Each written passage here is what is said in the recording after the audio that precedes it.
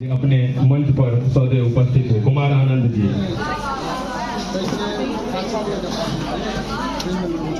शैलेंद्र झा और भोला जी सागरा जी जल्द से जल्द मंच पर अभियो। महतबार पंचायत सो अपने मुखिया छे मनीष जी सम्मानित हो रहा है जे भट्टी पंचायत सो मुखिया के रूप में दायित्व निर्वहन कर रहा है। संगे सब गोटे जल्दी जल्दी सब मन पर आवे। निधि राज यहाँ से आगे जे आगा आवे।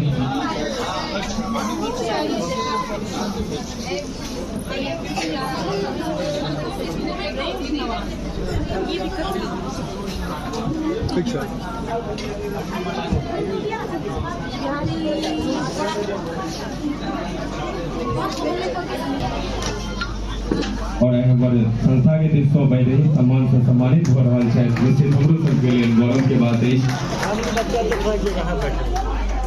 नसीर जी जे गजलकार है, कवि है, साहित्य स्वरुचि राखे है।